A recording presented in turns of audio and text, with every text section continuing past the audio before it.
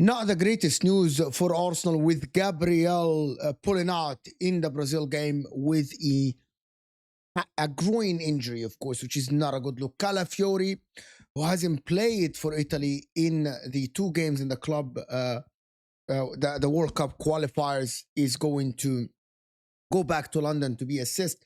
We're going to give you an injury update because we got an update for you about the grade of the injury for Gabriel and how it looks and when is he going to be back. Calafiori as well. It's not a good look for Arsenal because of the games that are coming for Arsenal, of course. But before we tell you all about it, before I actually tell you what's the effect, what do I think about this as well, and actually report on these news, of course, for Arsenal ahead of the fixtures, the congested fixtures that are coming their way, of course, in the title race against City and against Liverpool and Chelsea and all these, the title race and all the games that are coming up. Make sure this is Footy Judge Mo. Make sure to hit the like button on this video. Let me know in the comment section what you guys think. Subscribe to the channel. Of course, if you're new, with your help, we can reach to 50,000 subscribers. We're trying our best. Here, I'm just going to say, I'm going to start by a couple of things about this. Number one, the Riccardo Calafiori news that he has withdrawn from the Italian national team due to a hip issue and will now return to Arsenal. One of the things about Calafiori, before we tell you what Arsenal think about it and what Fabrizio Romano has reported about him, is that how important is Riccardo Calafiori this season for Arsenal? One of the best left backs in the league. Absolutely fantastic start of the season for the guy. He was injured last season, some parts of the game. That's why Marzo Kelly took that starting place, and he was magnificent as well. But Calafiori started the season on fire. The way he plays, the way he pushes forward, the way he helps that left side of Arsenal that needs help. With Trossard starting sometimes, Martinelli starting sometimes, Calafiori is the heart of that left side. He hasn't only been good going forward, but he has only been solid defensively. He is part of a defense that only conceded 5 goals in 11 games in the Premier League, kept numerous clean sheets in Europe. 8 clean sheets, consecutive clean sheets for Arsenal, with Calafiori being part and in the heart of the Arsenal defense as well. Inverting in the middle, look absolutely fantastic. It's a massive blow if he's going to miss some games, especially with the games that are coming their way, with the North London Derby, Bayern Munich and Chelsea. However, there is other things, that which is the squad depth. The Hincapie is there. There is Marzo Kelly is there. You know, there are players that can replace Calafiori in the back line, of course. But Calafiori has been the starter. Maybe this is the chance when people were saying that Marzo Kelly, but Arsenal actually, Fabrizio Romano have said that Riccardo Calafiori has went to London to be assessed. He tried to be available, but couldn't force it. The Italian coach Gattuso said that. But Arsenal staff are informed, and they aren't anticipating the problem to be a big issue. Is he going to be available for the North London Derby? If I was Arsenal, I think Marzo Kelly is good enough to start in the North London Derby. A brilliant footballer, a brilliant left-footed left back that played against Real Madrid last season. He is absolutely a fantastic footballer that I think you give Riccardo Calafiori the rest he needs in that game, because the Bayern Munich game and the Chelsea game are very, very important. I'm not saying that the North London Derby isn't important, but I think they have enough sufficient backup for Riccardo Calafiori in that left side. Is Marzo Kelly, can he step in and do the same job? He can sometimes. Last season, I thought he was brilliant, so he can do a fantastic job on the left side. But the main problem isn't only Calafiori. Isn't only Calafiori on the left side. The problem is the whole freaking left side for Arsenal is absolutely being hit by injuries, because in a useless friendly for Brazil that is played at the Emirates, Gabriel was forced off with a muscular injury in Brazil's match against Senegal at the Emirates Stadium. I want to say a couple of things about this. In my opinion, I know that friendlies are important, but this is an international break. If this happened to a player that is at Inter, I'll be so annoyed. If there is a friendly, and if, you know, groin injuries, there are signs of them. And if Gabriel had a groin injury before, and he was hit by it, and he played despite that groin injury, it's a shame on the Brazilian doctors. It is very unlucky if he didn't have an injury before. Did he need to play?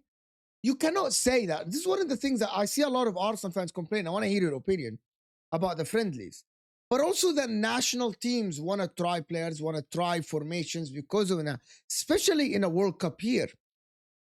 Should Gabriel have not played? Maybe he should have played short amount of time. Maybe if he feels a little bit of pain, he shouldn't have played, which is a given. But in my opinion, some of these friendlies, there is no reason for to play a player that you know you are taking to the World Cup. And that is my opinion.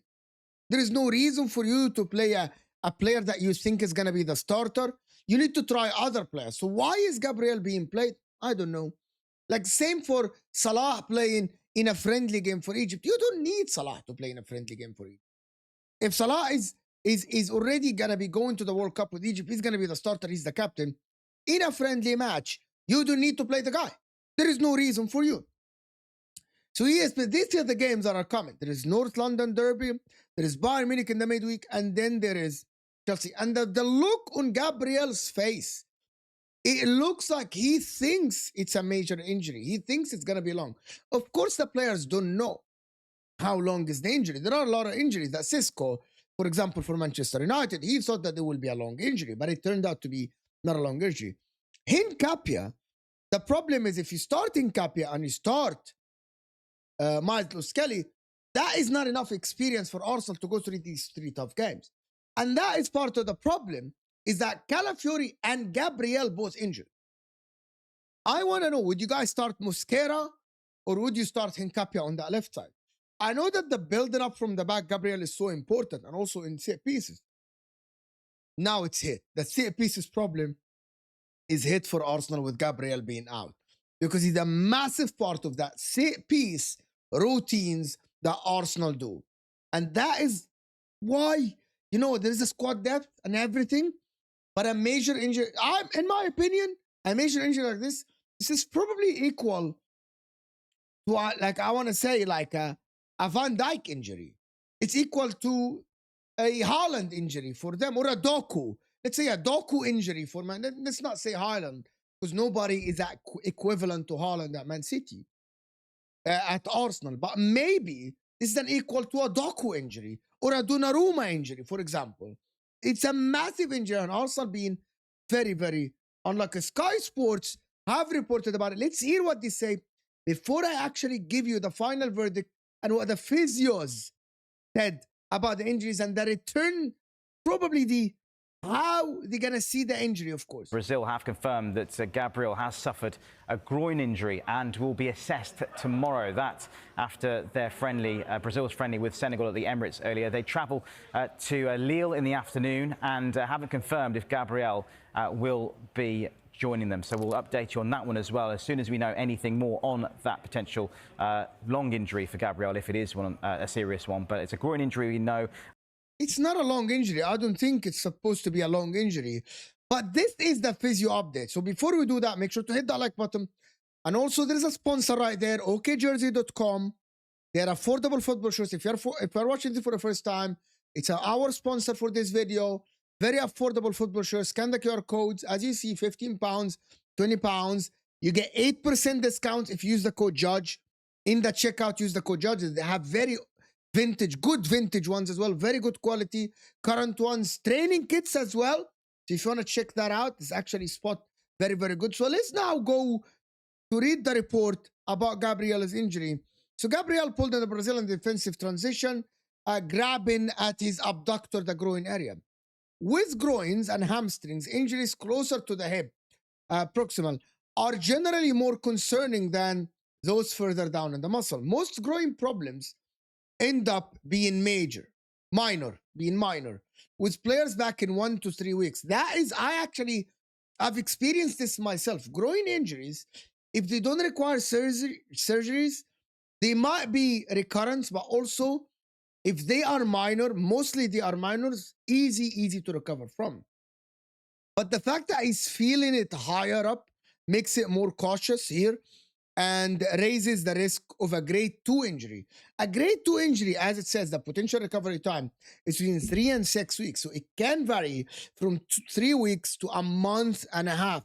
So that means he's gonna be back probably by the end of the year. That is nuts and crazy. If that is what Gabriel, right, have suffered, I believe it might be a grade 1 injury. If you are in my opinion, grade 2 or grade 3, it would be way more painful. That is my opinion from experience. Way more painful for him. It will be tough for him to walk on it with ease. Still, the range of different possibilities in terms of timelines, but scans will be necessary to determine the length that he's been out for. As it says, and I'm telling you this, I hope it's not long. I know that you hope it's not long. We don't wish any injury in someone, especially Gabriel, who's having a brilliant season for him. They're pretty damn unlucky by this injury as well. I don't know, like if Arsenal do have the squad depth in every single position, but in the same time, this is, as I said, the most important player for them this season. You let me know in the comment section. A couple of questions I'm going to ask you. Do you think Arsenal can get by in the next period? And can Arsenal still do their set pieces routine without Gabriel? And let me know, who do you think you want to start? If you're an Arsenal fan, who do you think can start?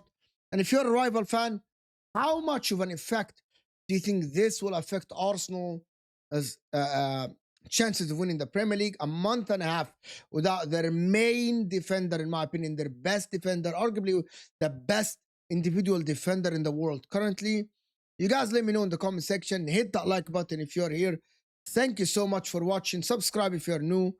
And we'll see you guys later.